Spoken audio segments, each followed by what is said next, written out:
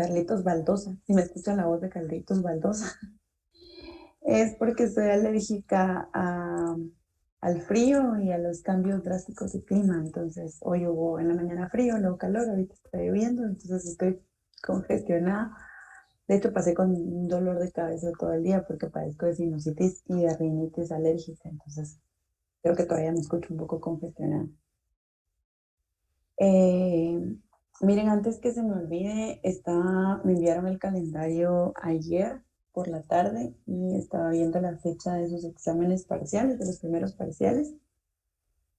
Y estaba viendo que ustedes tienen parcial la próxima semana, el martes 17, justo el martes, y el jueves 19. Entonces, lo que no sé es a qué hora es su parcial, pero bueno, no, ese día de plano no va a haber clase, ¿verdad? Porque ustedes tienen que someterse a los exámenes. Nuestro parcial va a ser el día 25, si no mal recuerdo, pero en el calendario. Sí, 25 creo que decía el parcial de ustedes. No sé si el martes 24 vaya o no vaya a dar clase, pero siempre estén atentos al Classroom. Yo les aviso por el momento, pues el 17 y el 19, pues de plano no va a haber, ¿verdad? Porque ustedes tienen que someterse a su examen. Y el 24 pues vamos a ver en Classroom si hay o no hay. Yo les voy avisando. El contenido pues de plano va a ser oficialmente hasta donde lleguemos hoy. Y tengo pendiente de subir la presentación, las últimas y la de hoy. Eh, pues básicamente va a ser el contenido que hemos estado viendo. Eh, y igual ahí en clase les voy a avisar la modalidad y todo para el examen parcial. Entonces, vamos a empezar el día de hoy y bueno, sería hasta donde lleguemos.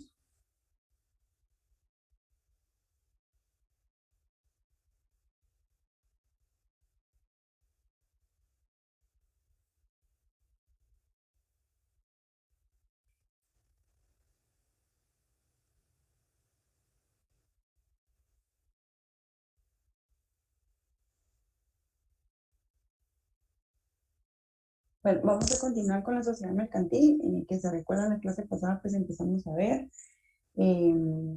las personas jurídicas, vimos la diferencia entre las personas jurídicas que son sociedades mercantiles y las que no lo son.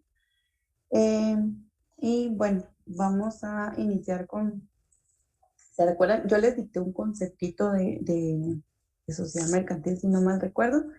Ese es uno de los que podemos utilizar y este también me pareció que está muy acertado. De hecho, el criterio que está inspirado en el Código de Comercio y este es de un profesor guatemalteco llamado Edmundo Vázquez Martínez, y pues él nos indica que la sociedad mercantil es la agrupación de varias personas que mediante un contrato se unen para la común realización de un fin lucrativo, crean un patrimonio específico y adoptan una de las formas establecidas por la ley. Entonces, bueno, como ya vemos, aquí nos está indicando que es un contrato, ¿verdad? Y nosotros en nuestro derecho guatemalteco pues encontramos la definición de contrato en el Código Civil. Claro que esta es una definición genérica, ¿verdad? No se está refiriendo específicamente a la sociedad mercantil, pero es la definición genérica que nos da el Código Civil de lo que es un contrato y de lo que es la sociedad, ¿no? Y esto está establecido en el artículo 1728. La sociedad es un contrato por el que dos o más personas convienen en poner en común bienes o servicios para ejercer una actividad económica y dividir las ganancias. Este es el concepto de sociedad, pero como les decía, genérico, y con lo que hemos venido estudiando, pues ya sabemos que si estamos hablando de una sociedad mercantil, pues sería este concepto, siempre y cuando adopte una de las formas mercantiles que están establecidas en nuestro Código de Comercio. Entonces, si estamos diciendo que la sociedad es un contrato, eh, pues sería como al final un concepto como muy vago, muy pobre, porque en sí la sociedad no es el contrato, ¿verdad? La sociedad es la institución que nace de este contrato. Em, bueno, aquí habla, ¿verdad?, de que por medio de dos o más personas, entonces, normalmente en un contrato tradicional siempre bueno, hay dos personas, pero em, superando, digamos, este concepto tradicional de un negocio jurídico, por ejemplo, ¿verdad? Si estamos hablando de un contrato de compraventa, estamos hablando que un vendedor quiere vender un objeto y que lo tiene que entregar. Mientras que la otra parte, que es el comprador, quiere adquirirlo y quiere pagar por este precio, ¿verdad? Pero en el contrato de sociedad, las partes contratantes no tienen diferentes intereses, sino que tienen los mismos intereses.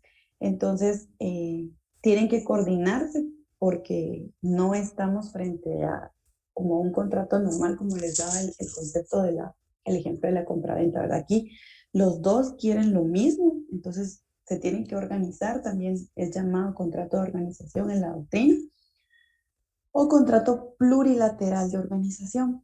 ¿Y qué quiere decir esto de que sea plurilateral?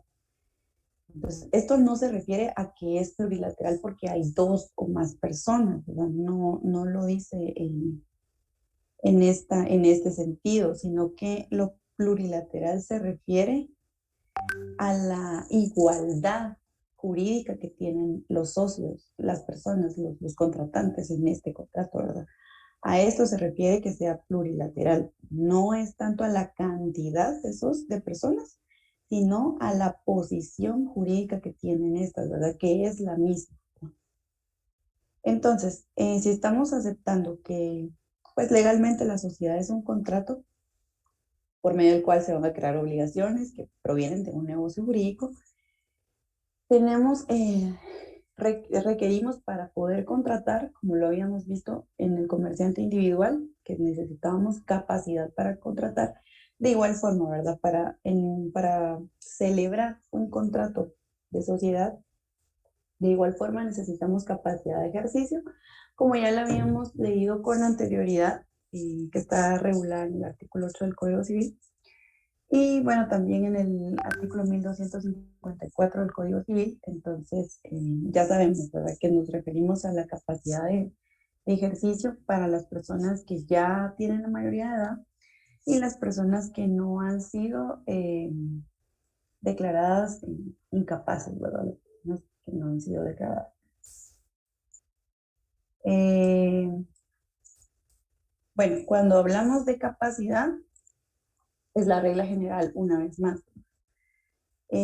Aquí tenemos, se recuerdan que cuando estábamos bueno, cuando vimos las diferencias de la sociedad mercantil con la sociedad civil, hablábamos que en la sociedad civil pues no se permite que los cónyuges creen una sociedad, pero aquí en el derecho mercantil pues sí, sí se permite que los cónyuges tengan una sociedad, formen una sociedad. Eso lo tenemos, ya lo habíamos visto, lo teníamos regulado en el artículo 19.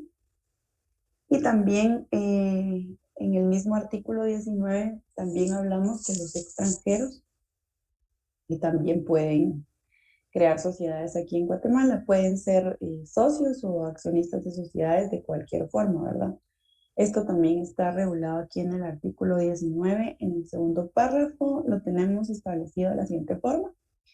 Los extranjeros y las sociedades extranjeras, aunque no tengan domicilio en Guatemala, podrán participar como socios o accionistas de sociedades de cualquier forma, salvo lo dispuesto en este código o en leyes especiales. Como vemos, tampoco la ley les está exigiendo a los extranjeros que tienen que tener una residencia establecida aquí en Guatemala.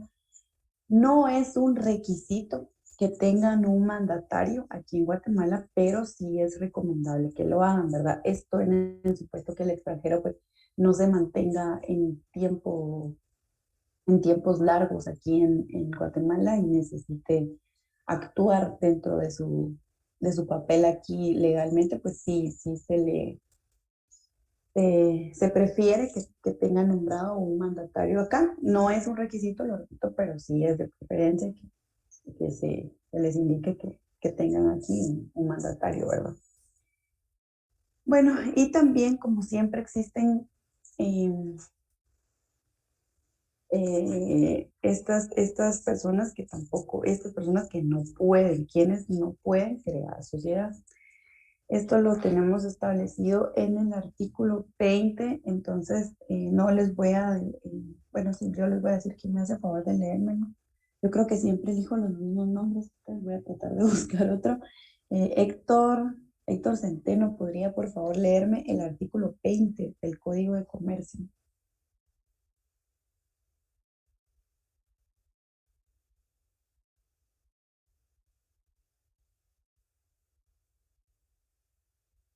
Bueno, yo creo que Héctor no está por acá. Eh, es que sí, que siempre veo los mismos nombres. Elma Floricelda, si está por acá, ¿nos puede leer, por favor, el artículo 20? Silencia. Eh, Artículo 20. Tutor y guardador. El tutor y el guardador no pueden constituir sociedad con sus representados mientras no haya terminado la minoría de edad o la incapacidad y están aprobadas las cuentas de la tutela y canceladas las garantías.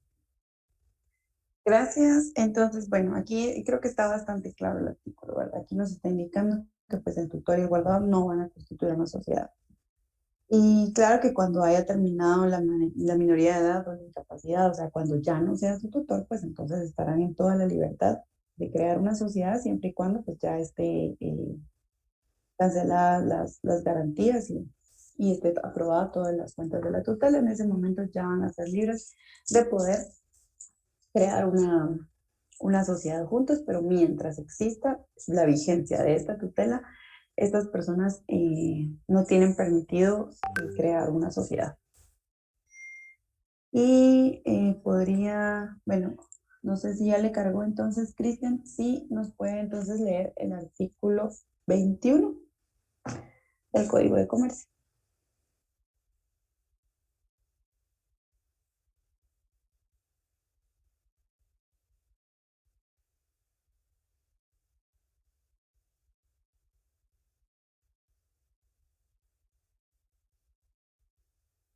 Bueno, Fernando Girón, ¿está por acá?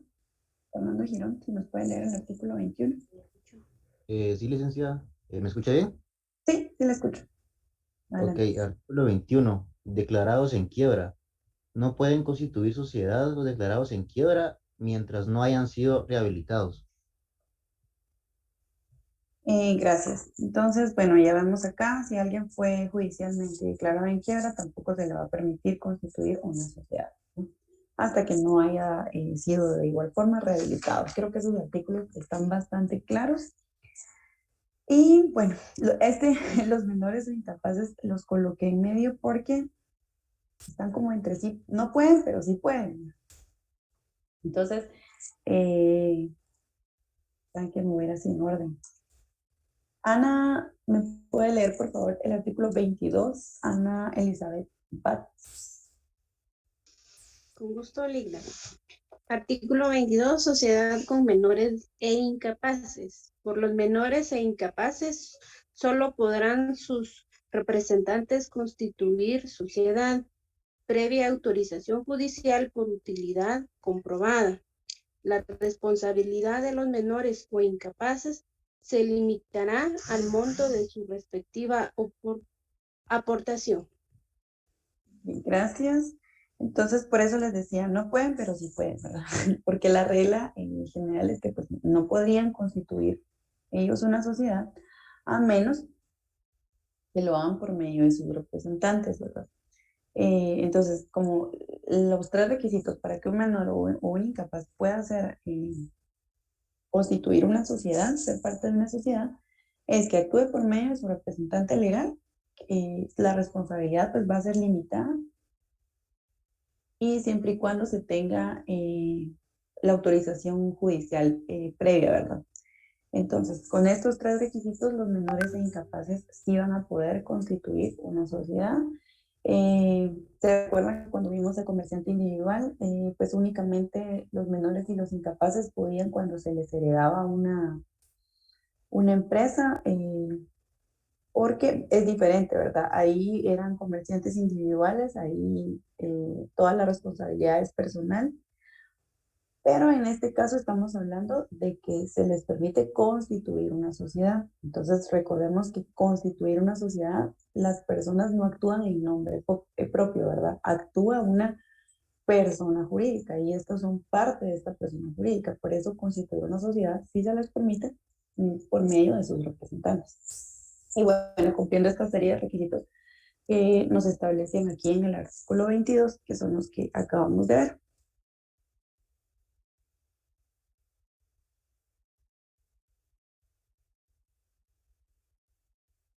Bueno, regresando en lo que veníamos hablando, de que la sociedad pues es un contrato que se necesita capacidad de ejercicio para poder contratar.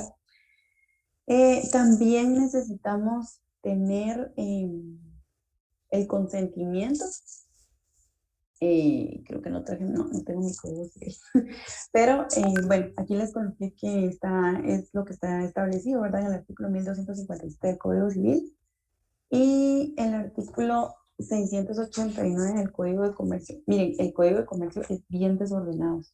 Entonces, no es tan bonito como el Código Civil, por ejemplo, que lo lleva uno con libro 1 y va en orden, libro 2 y en orden. La verdad es que está bastante disperso todo y a veces cuesta como un poquito entender porque pues uno quisiera como que se fuera en orden como el Código Civil, pero este es bastante desordenado. En el artículo 689 del Código de Comercio nos habla de la nulidad, ¿verdad? Esto es por los vicios del consentimiento, entonces si lo pueden leer, pues ahí se los dejé como referencia. Y bueno, para producir efectos, la voluntad debe manifestarse con discernimiento, intención y libertad. Entonces, se supone que el consentimiento se presta bajo estos supuestos de discernimiento, intención y libertad. Y siempre y cuando, ¿verdad?, no se demuestre que adolece de algún vicio por error, dolo y simulación, entonces no se va a poder anular esta relación contractual. Y bueno, si llegara a haber nulidad por algún vicio en estos contratos de sociedad, aquí la nulidad no opera como en los contratos bilaterales que veníamos hablando, por ejemplo, de la compraventa, ¿verdad? Que si se declarara la nulidad en una compraventa, pues ahí se anula totalmente el negocio jurídico y afecta pues al comprador y al vendedor. Pero en el contrato de sociedad es un poco diferente, porque bueno, a menos de que únicamente fueran dos socios, va a operar igual, ¿verdad? Porque va a afectar este negocio jurídico, va a afectar a ambos. Pero si estamos hablando de que existen más de dos socios, entonces no se va a ver afectada la totalidad jurídica. Puede que no se vea afectada la totalidad, sino que únicamente en relación al socio que provocó este vicio, ¿verdad? Entonces, esta es una diferencia de la nulidad entre los contratos bilaterales y estos que dijimos que eran llamados plurilaterales.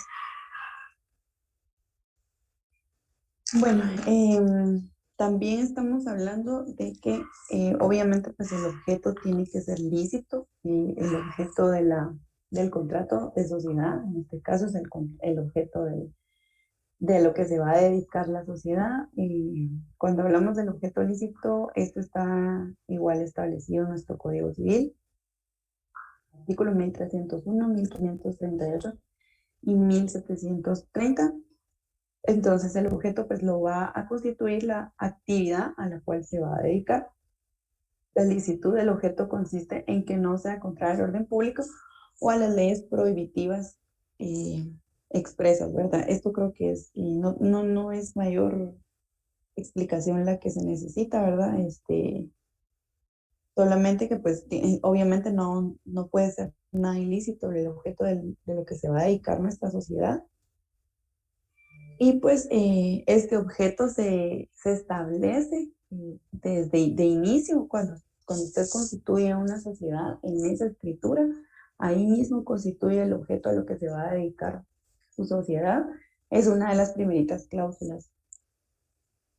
Entonces, yo creo que ya les había comentado que de todas formas sería muy difícil que el registro mercantil se le colara un objeto ilícito a la hora de inscribir una sociedad de cualquier tipo, ¿verdad? Estaría muy difícil que sucediera, pero pues si en todo caso se diera, pues no, ya nosotros sabemos que el objeto de este negocio jurídico debe ser de naturaleza lícita.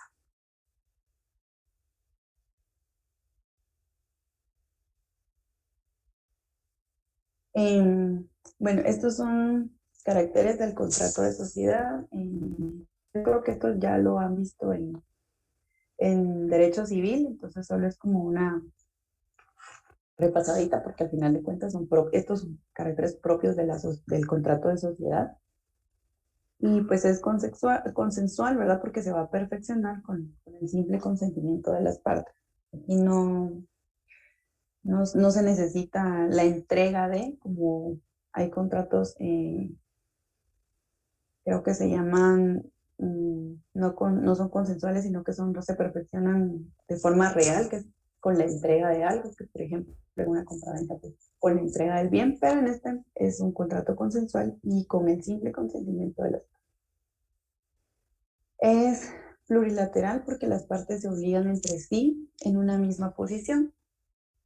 Lo que veníamos hablando, ¿verdad? Ellos tienen la misma situación jurídica, se están obligando en una misma posición. Es principal, subsiste por sí mismo, no necesita de otro contrato para subsistir. Es oneroso, se recibe un beneficio como contrapartida del aporte.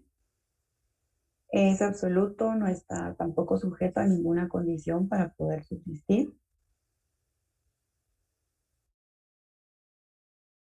De tracto sucesivo porque sus efectos se van a prolongar con el tiempo, ¿verdad?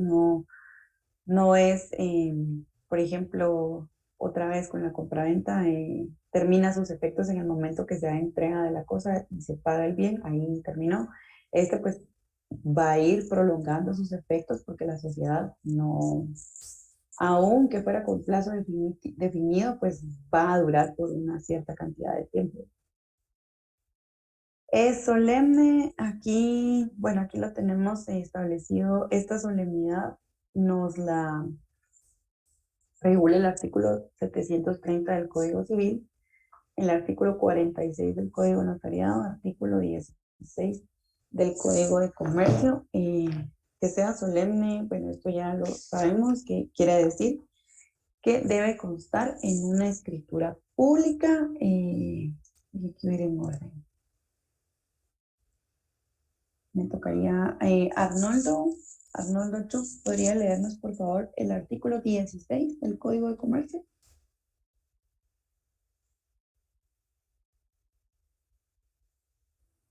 Buenas noches, licenciada. Sí, solo si me permite, que ando en la calle, pero igual ahorita lo busco.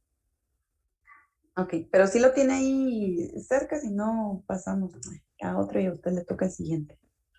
En la mano no, licenciada, sino que lo tengo en el teléfono, tendría que revisar. Si quiere, voy a pedirle favor a alguien más y en el siguiente turno, que ya lo tengo ubicado. Gracias, gracias. Betsabe Aldana.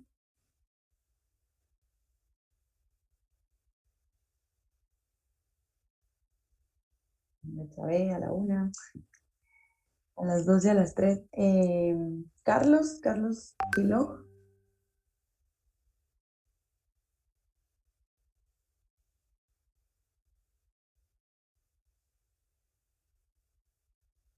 Carlos tampoco está. Carolina Estrada. Ahí me escribieron por acá. Betsabe, no tiene. Bueno, está bien. Carlos, no, ¿verdad? Carlos no está. Carolina Estrada.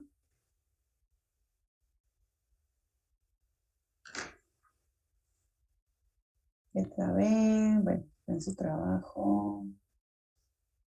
Es la misma, sí, ¿verdad? Cristian. Creí que me había escrito algo más. Carolina tampoco. Edgar. Edgar Chajón.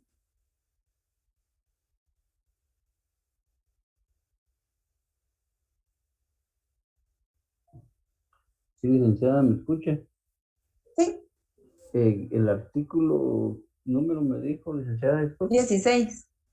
el 16 del Código de Comercio, ¿vale, licenciada? Sí, por favor. Dice, solemnidad de la sociedad, la constitución de la sociedad y todas sus modificaciones, incluyendo prórrogas, aumento o reducción de capital, cambio de la razón social o denominación, fusión, disolución o cualquiera de otras reformas o ampliaciones, se harán constar en escritura pública la separación o ingreso de socios en las sociedades no accionadas. También se formalizará en escritura pública. Si quiere ir hasta Eh, ahí, porque si quiere muy- ahí, porque el otro muy bien. no nos interesa mucho. Gracias. Bueno, entonces aquí, como pueden ver, bueno, la solemnidad, como ya dijimos, se refiere a que tiene que constar en escritura pública, pero este tipo de contrato no solamente la constitución de la sociedad como tal tiene que constar en escritura pública. Cualquier modificación que usted le quiera hacer a su sociedad va a tener que constar en escritura pública. Si usted va a aumentar de capital, si usted le quiere hacer un cambio a la denominación o una ampliación de capital, lo que vaya a realizar de su sociedad va a tener que constar en escritura pública y claro, ¿verdad? Tiene que ser inscrito en el registro mercantil, todo.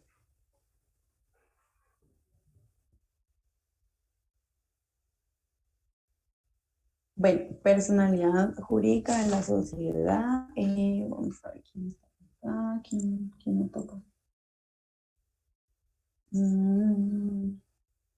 Edgar es la persona que me leyó ahorita, ¿verdad? Edson C. López, si me puede leer, por favor, el artículo 14 del Código de Comercio.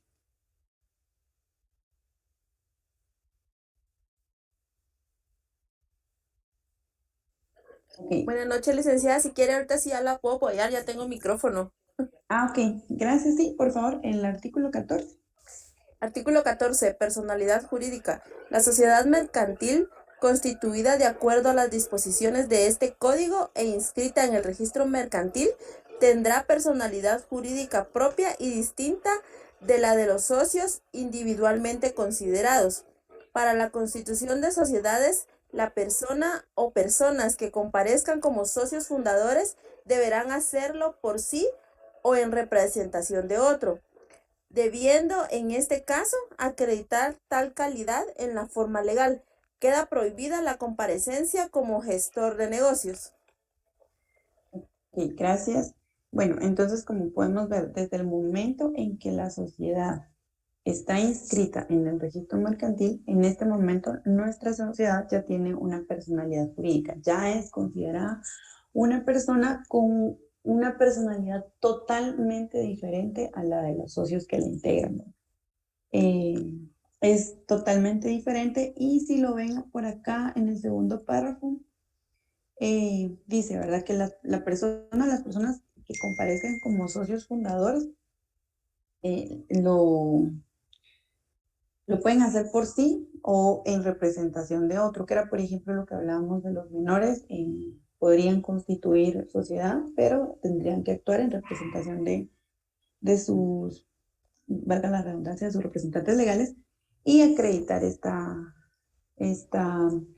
calidad de forma legal o por ejemplo, en una persona extranjera, entonces puede comparecer por medio de su mandatario legalmente constituido aquí en Guatemala.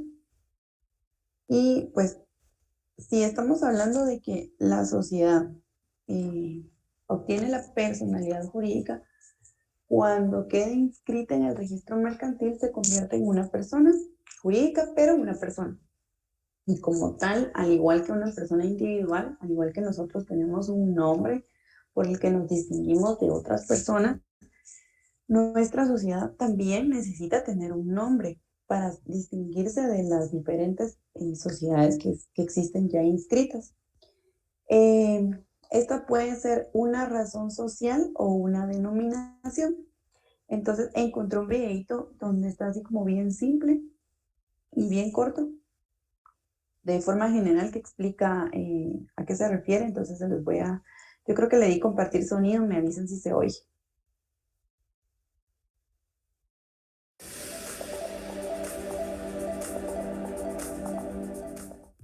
¿Sabes cuál es la diferencia entre una razón social y una denominación social?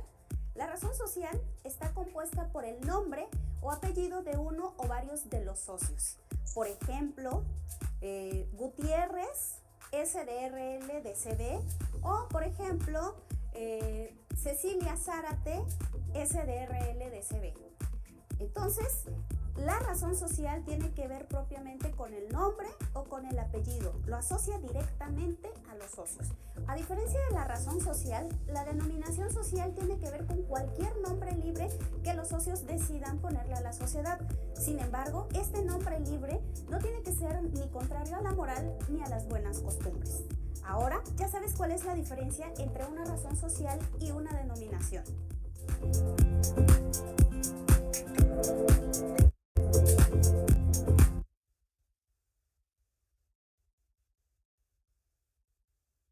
Ok, entonces la razón social, como bien lo decía el video, puede estar conformada por el nombre o los apellidos de los socios. Esto va a depender, cuando veamos las sociedades una por una, cada sociedad nos indica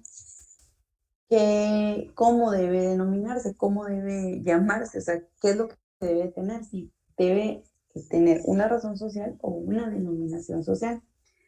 Una razón social, por ejemplo, la ley sí le pide, o sea, sí establece, sí regula que la sociedad colectiva, la sociedad en comandita simple, sociedad en comandita por acciones y la sociedad de responsabilidad limitada deben diferenciarse por medio de una razón social.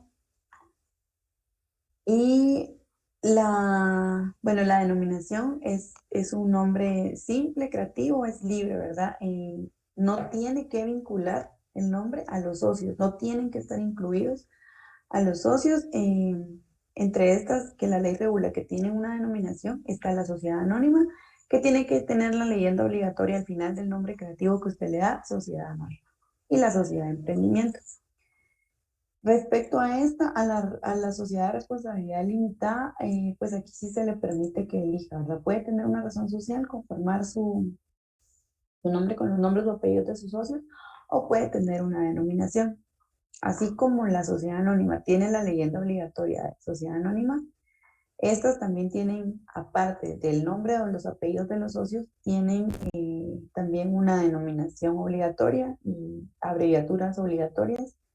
Pero cuando veamos cada una, pues vamos a ver a qué se refiere o cuál es esta leyenda obligatoria que tienen que tener, ¿verdad? Esto de la razón social, miren, estas son como las más antiguas sociedades que existen, ¿verdad? La colectiva, comunidad simple, comunidad por acciones. Entonces, como que el objeto de la razón social era eso de renombrar a las personas, ¿verdad? A las personas como que les gustaba que sus nombres estuvieran dados a conocer dentro de su sociedad. Entonces era muy utilizada la razón social. Pero actualmente, pues yo creo que ahora las personas ni quieren que su nombre aparezca o figure en este tipo en las sociedades. Entonces es más fácil utilizar, y como estas son las más nuevas precisamente, entonces es como más sencillo ponerle un nombre creativo que se asemeje ya sea a lo que se va a tratar, por ejemplo, nuestro objeto, y puede ser como una forma de que la gente asocie el nombre con, con lo que se dedica a esta sociedad, ¿verdad? Aquí les coloqué el principio de exclusividad que debe existir, ya sea que vayamos a utilizar una razón social o una denominación. Debemos hacer caso a este principio y que está aquí establecido en el artículo 26, entonces voy a ver, Elder Valerio López, si me puede leer el artículo 26, por favor, del Código de Comercio.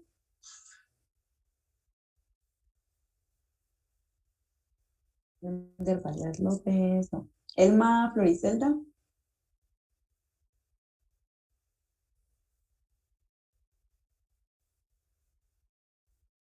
Ni Elder, no. Elma tampoco. Licenciada, sí. Es el artículo 26. Ajá, sí, por favor. Derecho de la razón social. La inscripción de una sociedad en el registro mercantil le otorga el derecho al uso exclusivo de su razón social o de su denominación, la que deberá ser claramente distinguible de cualquier otra y no podrá ser adoptada por sociedad del mismo o semejante objeto, mientras subsista inscrita la primera. Ok, gracias. Eh, bueno, a eso se refiere este principio de exclusividad, ¿verdad? Que no va a permitir que se inscriba una razón social o una denominación que sea semejante a una que ya está inscrita, ¿verdad? Esto porque puede dar a que las personas se confundan si dos sociedades se asemejan en su nombre, entonces puede que dé a confundir al público en general sobre una sociedad con otra, entonces existe por eso este principio.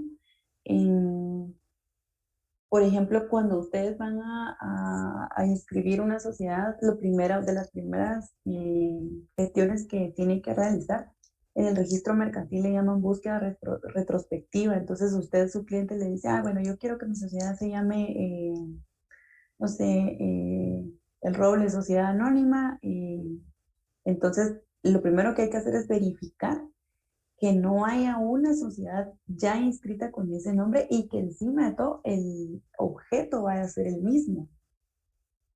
Porque entonces definitivamente le van a rechazar su escritura de constitución porque no se está respetando este principio de exclusividad.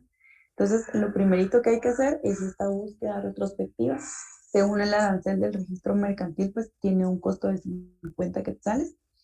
Y vale la pena porque uno se puede asegurar de que no le vayan a rechazar a uno la escritura por este inconveniente y después decirle a su cliente que pues que le rechazaron la escritura y que busque otro nombre, ¿verdad? Entonces no, al final de cuentas uno los asesora, entonces uno tiene que decirles que pues hay que pagar este arancel, pero vale la pena.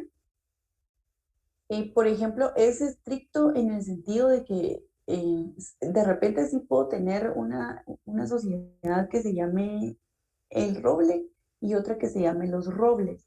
Por ejemplo, sí son semejantes, pero si el roble, por ejemplo, se dedica a, no sé, es una librería, papelería, útiles, distribuye útiles escolares, por ejemplo, y esta otra que se llama Los Robles, se está refiriendo a venta o distribución de madera, el objeto no tiene nada que ver el uno con el otro. Aunque se parecen los nombres, en este caso sí se podría utilizar porque no es idéntico, o sea, son parecidos, pero no son idénticos. Y el objeto es totalmente distante uno de otro. Entonces, en este caso, pues sí se podría, ¿verdad? Pero es importante siempre hacer esta búsqueda retrospectiva para estar seguros de que no vamos a utilizar un nombre en un objeto ya parecido al nuestro y evitar de esta forma pues algún tipo de rechazo.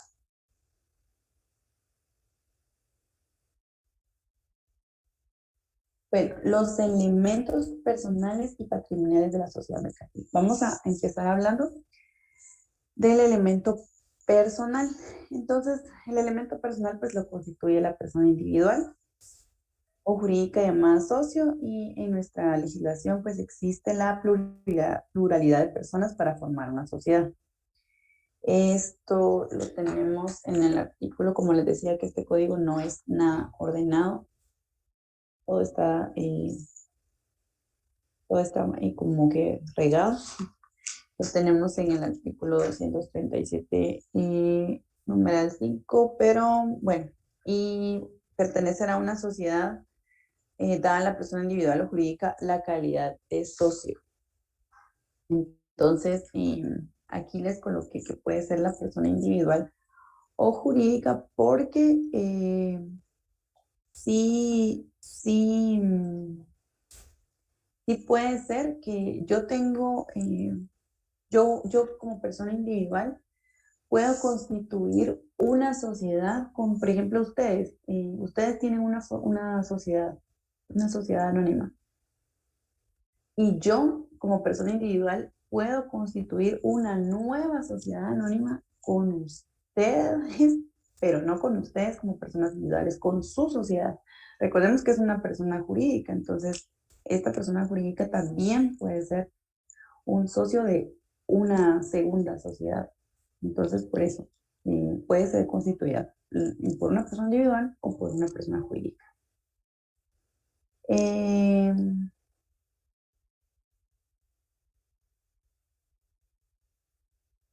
bueno, yo creo que han escuchado muchas veces esto de que existen socios o en algunas otras ocasiones le llaman accionistas. Entonces, esto va a depender del tipo de sociedades que estemos hablando. En las sociedades donde se reparten títulos de acciones, esto pues lo vamos a entender mejor cuando estemos viendo cada una de las sociedades, pero en donde dentro de las sociedades existan títulos llamados acciones que acreditan a alguien como parte de una sociedad, entonces en estas se les llama accionistas y donde no se utilizan acciones pues se les llaman socios. Entonces tenemos socios en la sociedad colectiva, sociedad en comandita simple y sociedad de responsabilidad limitada. Y accionista en la sociedad anónima, sociedad en comandita por acciones y las sociedades de emprendimiento. Entonces solo para despejar tal vez esta duda, porque muchas veces dicen sí, pero el accionista o el socio. Entonces por eso se hace esta diferencia, ¿verdad?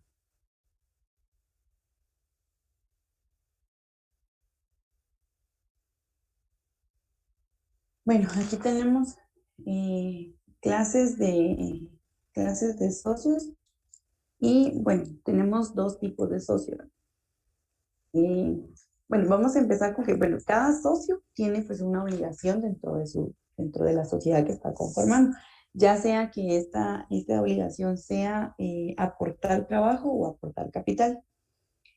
A lo que se haya obligado en la escritura constitutiva, ¿verdad? Depende de lo que se obligó, si se obligó a aportar capital o aportar trabajo, entonces tiene que cumplir con esta formalidad y esto lo tenemos en el artículo 29 del Código de Comercio.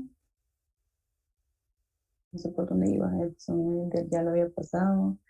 Elma creo que no me contestó. Elvia Noemí Marroquín, ¿y me puede por favor leer el artículo 29?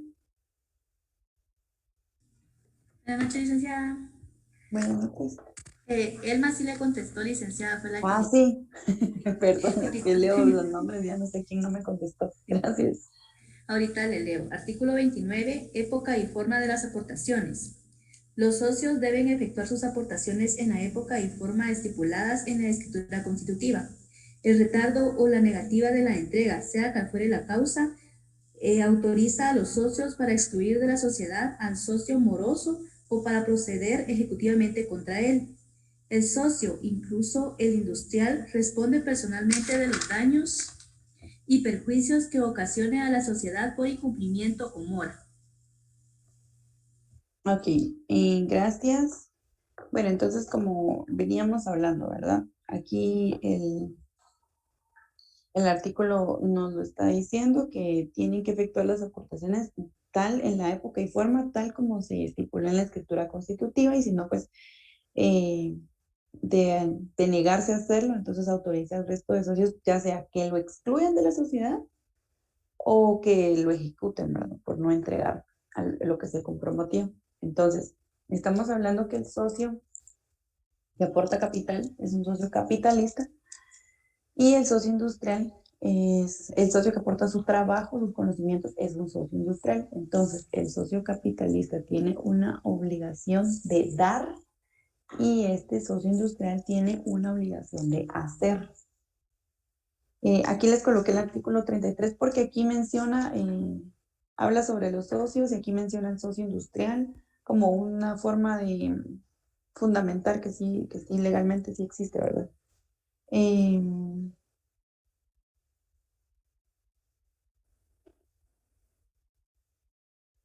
Bueno, hablando del socio capitalista, como dijimos, pues este es el que va a aportar capital y tiene la obligación de dar, ¿verdad?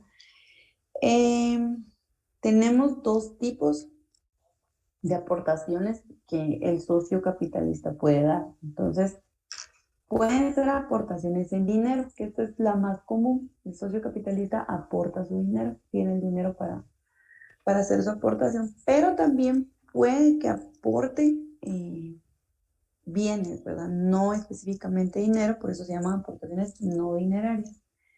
Pero bueno, refiriéndonos a las aportaciones dinerarias primero, estas las tenemos, bueno, como ya leímos el artículo 29, aquí hablaba de, bueno, aquí habla en sí de las dos aportaciones también, ¿verdad? Porque yo creo que faltó leer las últimas dos líneas. Pero bueno, aquí también hablaba del socio industrial. Entonces, aquí tenemos las aportaciones dinerarias y también en el artículo 92. Si quieren, se los voy a leer yo. Aportaciones, artículo 92, aportaciones en efectivo. Las aportaciones en efectivo podrán entregarse a uno o más administradores o depositarse en un banco a nombre de la sociedad. Tal extremo será constar en la escritura pública.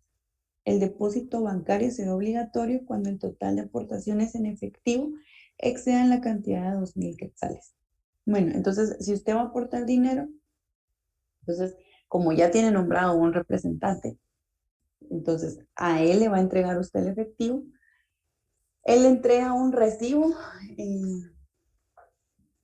simbólico muchas veces, porque ni siquiera le entregan entonces el efectivo, pero bueno, como es un requisito en el registro mercantil, que al momento en el que usted inscribe su sociedad tiene que constar de qué forma está aportando su capital, entonces le extiende un recibo y ese recibo pues también se ingresa en el expediente del registro mercantil al momento de inscribirlo. Esto sí, la aportación que está haciendo es menor a 2,000 quetzales. Ahora, si ya está aportando más de 2,000 quetzales, pues sí la ley lo obliga a que tiene que aperturar una cuenta en el banco a nombre de la sociedad, ¿verdad? Como en este momento todavía no tiene personalidad jurídica porque no está inscrita, sino que está en el trámite de esta inscripción, entonces en el banco le permiten llevar una solicitud y pues hacen una cuenta monetaria a nombre de la sociedad en formación, que ya posteriormente pues va a dejar de ser información porque ya va a tener la personalidad jurídica.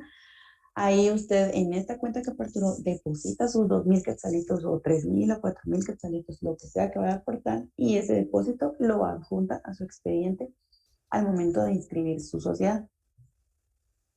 Entonces, estas son las más comunes. La verdad es que la mayoría de gente hace aportaciones dinerarias y sí se ve de las dos cosas, que lo hacen por medio de un depósito bancario, o si es menor, pues sí se hace por medio de que se le entregan al representante. La verdad es que las dos son bastante comunes, pero la mayoría hace aportaciones dinerarias.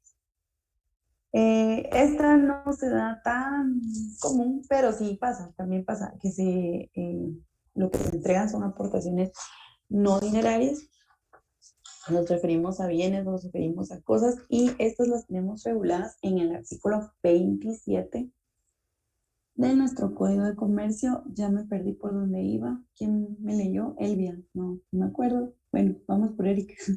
Eric Ulajay Sarabia, si me puede por favor leer el artículo 27.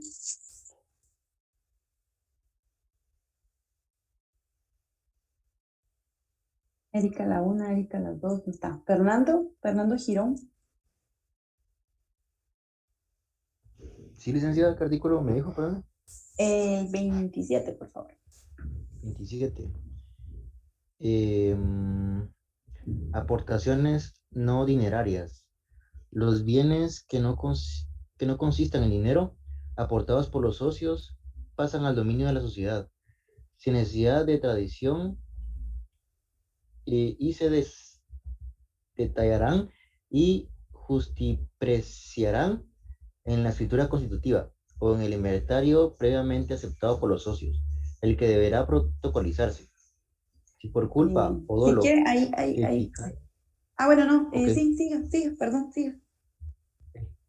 Si por culpa o dolo se fijare un avalúo mayor del verdadero, los socios responderán solidariamente en favor de terceros y de la sociedad por el exceso de valor que se hubiera asignado y por los daños y perjuicios que resulten, quedando asimismo obligados a reponer el faltante. ¿Sí, licenciada? Sí, por favor.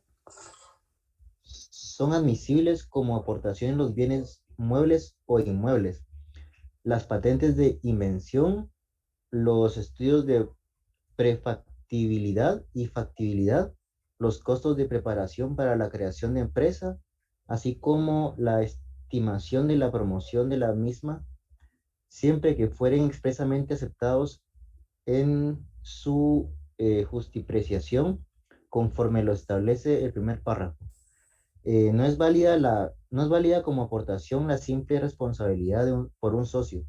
Los socios quedan obligados al saneamiento de lo que aporten a la sociedad. Y bueno, no sé si su código lo tiene, pero si no lo tiene es porque no tiene la reforma.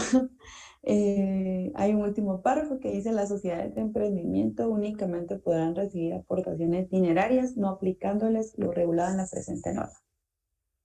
Bueno, si son aportaciones no dinerarias, estamos hablando de, ya como leímos en el artículo, que pueden ser bienes muebles, pueden ser inmuebles, o sea, puede ser un carro, puede ser una casa, puede ser patentes, estos estudios de prefactibilidad. Estos son esos estudios que hacen a veces de mercado y para saber qué tan factible puede ser en un negocio en cierta área de la ciudad. A estos estudios se refiere. Estos también pueden ser aportados dentro de estas aportaciones no dinerarias. ¿De qué forma las voy a aportar yo entonces a la sociedad cuando se esté constituyendo? Entonces, estas se pueden detallar y justipreciar en la escritura constitutiva. Justipreciar es evaluarlo, ¿verdad? Esto lo va a hacer un avalúo, se le hace un avalúo al bien, debe hacerlo un evaluador y como la ley nos indica, debe estar como ajustada al precio real, ¿verdad? No podemos inflarle el precio o minimizarle el precio. Tiene que estar, tienen que ser realizados por evaluadores. Y entonces se detallan en la escritura constitutiva la persona tal y tal va a aportar un vehículo, un modelo tal, que no sé qué, y que está justipreciado en un valor de 20,000 quetzales. Entonces, de esta forma se puede hacer en la escritura constitutiva. Y la otra forma en la que podemos aportar hacer estas aportaciones puede ser por medio de un acta de inventario. Estas son, bueno, un acta notarial o contable, ¿verdad? Donde ahí tal vez de esta forma quizás es más fácil, en el supuesto que fueran a ser varios bienes los que van a aportar. Entonces quizás es más fácil que se haga un acta de inventario notarial o contable, y tiene que estar previamente pues, aceptada por los socios, ¿verdad? Porque como esta no se va a incluir directamente en la escritura constitutiva, entonces debe estar previamente, no dinerarias, únicamente en la sociedad de emprendimiento. Esta no nos va a permitir aportaciones no dinerarias. Luego se pueden hacer aportaciones dinerarias y no dinerarias en los demás tipos de sociedades que establece nuestro código. Entonces, ya sabemos, ¿verdad? Las aportaciones dinerarias se refieren al dinero que estamos entregando. Si es menor de 2,000 quetzales, lo podemos hacer únicamente con la entrega al representante. Y si es mayor de 2,000 quetzales, pues entonces se tiene que aperturar una cuenta bancaria y depositar esta aportación en el banco. Y son aportaciones no dinerarias. Existen dos formas de hacer la aportación, ya sea detallándola y justipreciándola dentro de la escritura de constitución de la sociedad, o haciendo un acta de inventario notarial o contable que posteriormente va a protocolizarse.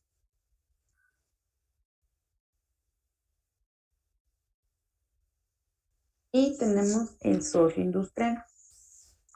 Entonces, el aporte de industria consiste en el trabajo que debe realizar el socio industrial para que la sociedad pueda cumplir el objeto para el que fue creada. Entonces, este pues obviamente es el que va a aportar su trabajo, sus conocimientos, y pues suele ser, dependiendo del objeto que usted va a darle a su sociedad, suele ser quizá el más importante, porque, por ejemplo, usted es muy, tiene unos conocimientos muy altos, no sé, en todo lo que sea computadoras, software, todo este tipo de cosas tecnológicas, y sabe mucho, ¿verdad? Pero no tiene dinero.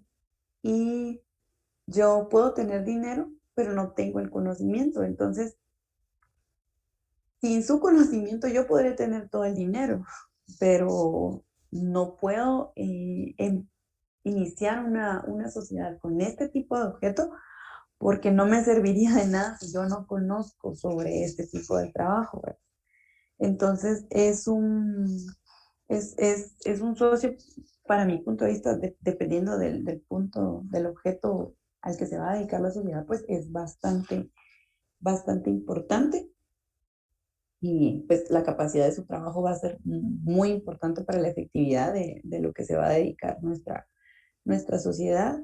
Y lo que sí es que se establece que no se puede desempeñar su labor si no es en beneficio de la sociedad. Esto lo tenemos en el artículo 39, en el inciso tercero. Bueno, el artículo 39, el epígrafe nos dice prohibiciones a los socios, y el artículo tercero nos dice ser socio de empresas análogas o competitivas o emprenderlas por su cuenta o por cuenta de terceros, si no es con el consentimiento unánime de los demás socios. Esta prohibición es aplicable a los accionistas de la sociedad por acciones. Entonces aquí le da como estas limitaciones de que usted como socio industrial no va a poder desempeñar su labor en sus conocimientos para otra sociedad. Usted puede pertenecer a otra sociedad, pero no le puede dar esta aportación, esta misma aportación. Y, y tampoco, bueno, este tipo de prohibiciones sí pueden desaparecer, solo si usted como socio industrial tiene el consentimiento de los demás socios, ¿verdad? Si usted obtiene el consentimiento de los demás, entonces usted sí puede ejercer sus conocimientos en otra sociedad que usted tenga. La única sociedad que no admite socio industrial va a ser la sociedad de responsabilidad limitada. De ahí, todas le permiten que exista un socio industrial. Esto está en el artículo 82. Aquí está ya hablando específicamente de la sociedad de responsabilidad limitada, y aquí en el artículo 82 dice claramente no hay socio industrial. En esta forma de sociedad no podrá haber socio industrial. Bueno, aquí quizá tiene un poco de lógica que no la permita, ¿verdad? Porque como bien lo dice el nombre de la sociedad, es de responsabilidad limitada, y el socio industrial de alguna manera se hace responsable de forma ilimitada. Entonces hay como una contradicción ahí, entonces es por eso que este tipo de sociedad no la permite.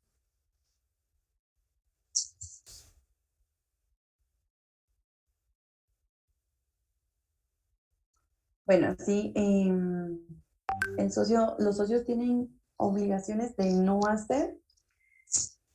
Estas están establecidas en el artículo 39.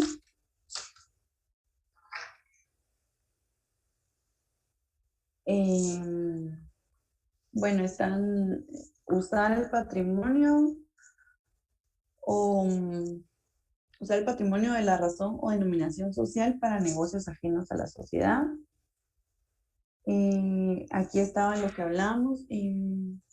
Para el socio industrial debe abstenerse de ejercer la industria que aporta a la sociedad, salvo el beneficio de esta, y no podrá dedicarse a negociaciones que le distraigan de sus obligaciones sociales, salvo con el consentimiento de los demás socios o pacto expreso en contrario.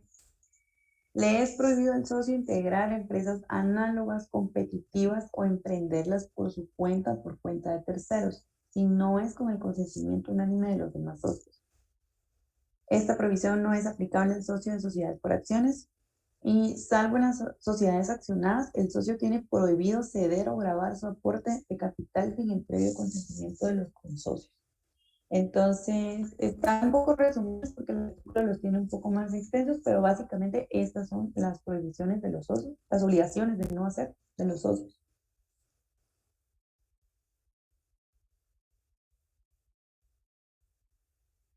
Y así como pues hay obligaciones de no hacer, también están los derechos de los socios. Bueno, hay derechos patrimoniales y derechos corporativos. Dentro de los derechos patrimoniales tenemos, bueno, el principal derecho de orden patrimonial es el de obtener utilidades de conformidad con el resultado del ejercicio contable. Obviamente, ¿verdad? Si están constituyendo una sociedad es porque esperan las utilidades como resultado. Entonces, uno de los derechos es obtener estas utilidades, pero de conformidad como lo establece el artículo 33. Este está bastante largo, entonces aquí hay unas reglas que se tienen que seguir en el reparto de las utilidades o pérdidas. Dice distribución de utilidades y pérdidas. En el reparto de utilidades o pérdidas se observarán, salvo pacto en contrario, las siguientes reglas. Entonces, bueno, pueden darle lectura, por eso les dejo acá como los artículos, por si no los leemos, pues para que sepan a dónde a referirse. Son 6, pero bueno, aquí están estas.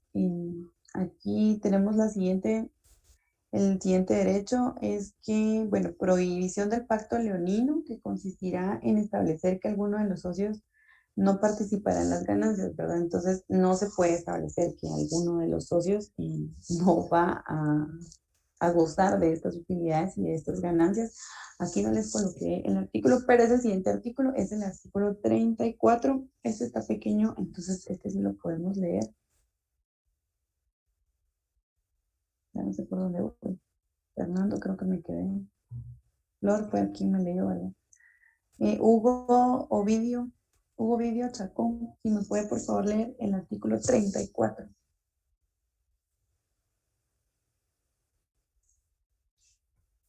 Ok, artículo 34, pacto leonino y preferencias. Son nulas y se tienen por no puestas las cláusulas de la escritura social en que se estipule que alguno de los socios no participará en las ganancias, pero puede válidamente convenirse en preferencias entre los socios para el pago de sus capitales en caso de liquidación o de pago de utilidades o dividendos. La estipulación que exima a un socio capitalista de participar en las pérdidas no producirá efecto contra terceros. Gracias. Entonces, bueno, aquí está claro, ¿verdad? Van a tenerse como nulas las cláusulas en donde se estipule que alguno de los socios no participa en las ganancias. Entonces, todos tienen derecho a las ganancias. La siguiente sería el derecho de exigir a la sociedad el reintegro de los gastos en que incurran por el desempeño de sus obligaciones para con la misma. Esto lo tenemos en el artículo 38, en el numeral 3. Lo voy a leer yo. Dice, exigir a la sociedad el reintegro de los gastos en que incurran por el desempeño de sus obligaciones para con la misma. Tenemos derecho de tanteo. De igual forma está en el artículo 38, solo que en el numeral 5, adquirir por el tanto la parte de capital del consorcio facultado para enajenarla. El término para hacer uso de tal derecho será de 30 días contados desde la fecha en que se concedió la autorización. Este derecho no es aplicable a los accionistas de sociedades por acciones. Bueno, no se aplica en las sociedades accionadas y en resumen el derecho de tanteo es el derecho que tienen los demás socios sobre lo que quieran enajenar, vender uno de los socios y antes de venderlo a un tercero, pues primero tienen derecho los socios que integran la sociedad. Y de último, ay, no puedo ver. Aquí está. Derecho a reclamar la forma de distribuir las utilidades o pérdidas. Eso está en el artículo 38, numeral 4. Si se dan cuenta, todas están aquí en el mismo artículo. Pero no son todos, ¿verdad? Solo los numerales que les estoy indicando. El numeral cuarto dice reclamar contra la forma de distribución de las utilidades o pérdidas dentro de los 3 meses siguientes a la Junta General o Asamblea General en que ella se hubiera acordado. Sin embargo, carecerá de ese derecho el socio que lo hubiera aprobado con su voto que hubiera empezado.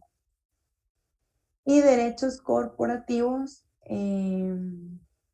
estos, aquí creo que me confundí el artículo, pero sigue siendo el artículo 38. Tienen la finalidad de ser efectivos los de índole patrimonial, ¿verdad? Entonces, estos derechos que están en el artículo 1, numeral 1 y 2, dice, bueno, examinar por sí o por medio de los delegados que designen la contabilidad y documentos de la sociedad, así como enterarse de la política económica financiera de la misma en la época que fije el contrato y por lo menos dentro de los 15 días anteriores a la fecha en que haya celebrado la Junta General. Bueno, es que está bien largo, pero básicamente estos derechos corporativos, como dice acá, por ejemplo, que tienen derecho a designar delegados para verificar la contabilidad de las finanzas, porque derivado de esta revisión contable van a hacer los lleva como a adquirir estos derechos patrimoniales. Entonces, por eso, la finalidad de estos es hacer efectivos estos derechos.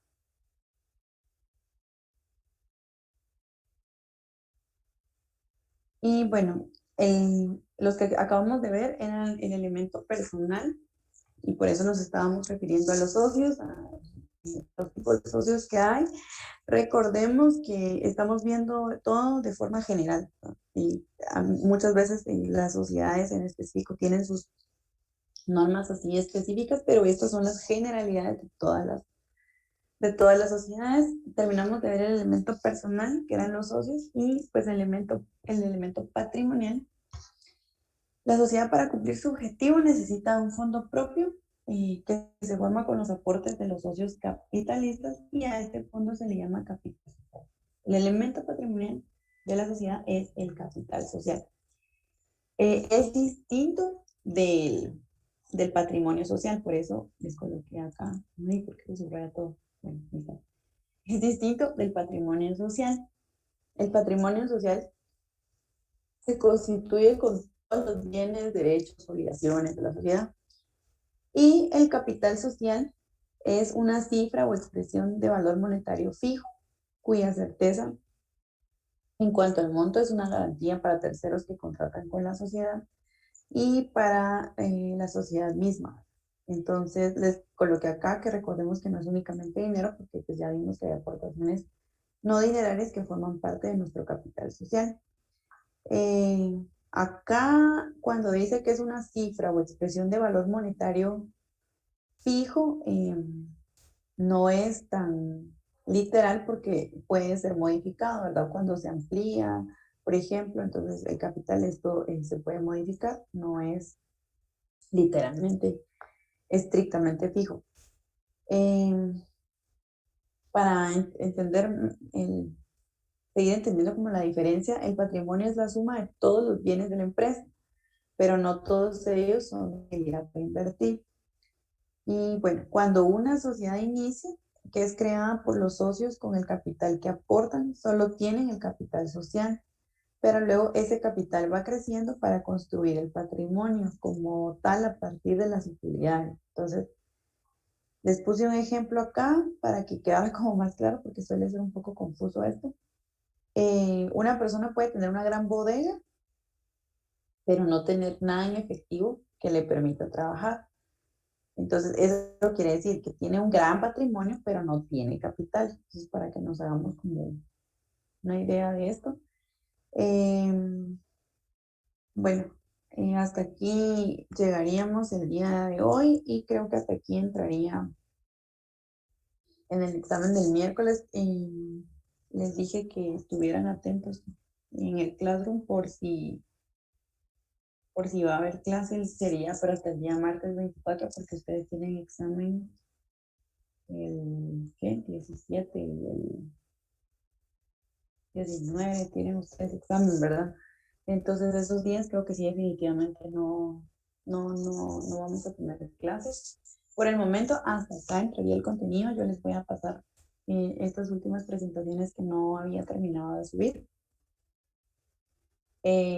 También es importante que si ven la referencia dentro de la presentación, entonces también lean el código porque al final lo que necesitamos como aprender o saber está en el código, todo lo que hemos transcrito en las presentaciones y ejemplificado está en el código de comercio, ahí están los artículos de referencia. Ya me di cuenta que me comí unos artículos ahí, entonces antes de subirla la voy a editar para subirla con los artículos correctos. Y pues entraría desde lo primerito que fueron los antecedentes históricos y todas hasta ahorita que sería el elemento patrimonial. Y si el martes llegamos a tener clase, yo creo que eso ya no entraría en el parcial porque sería como muy mala gente de mi parte que les diera el último contenido un día antes para que lo estudiaran para el día siguiente. Entonces no voy a ser malvada y si llegáramos a tener clases martes 24, pues ya va a ser el inicio del contenido para el siguiente parcial. No sé si tienen algo que decirme. Sí tienen clase, sí tienen parciales, ¿verdad? 17 y 19 recuerdo yo, entonces voy a verificar igual, pero estoy casi segura que esos fechas bien, entonces no va a haber clase. No sé si tienen algo que decirme.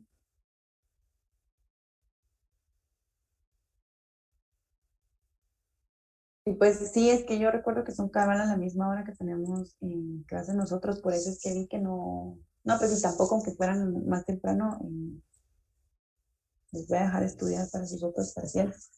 Pero por eso les digo que yo creo que solo no voy a dar clase martes y jueves, martes 17 y jueves 19, porque ustedes no tienen clase. La siguiente semana ustedes no tienen parcial el martes 24 y el jueves 26. Y es que si no, creo que si nos vamos a atrasar un montón, porque serían cuatro periodos que no vamos a tener clases, creo que sí es mucho tiempo, entonces por el momento pues el 17 y el 19 definitivamente no, y el 24 sí, de todos modos yo les voy a avisar en el transcurso de la semana siguiente en el Classroom, les voy a avisar si sí, en efecto sí vamos a tener clases el 24. Pero ya les dije que no se asusten porque lo que veamos el 24 no va a entrar en el parcial del 25, del miércoles, ¿verdad? Porque tenía muy poco tiempo para que ustedes lo estudiaran. Y yo también tendría que hacer, meterles más contenido en el examen y entonces no voy a ser mala gente. Entonces eso sería todo. Creo que no nos vemos la próxima semana por sus exámenes y pues espero que les vaya muy bien en todas sus materias. Bueno.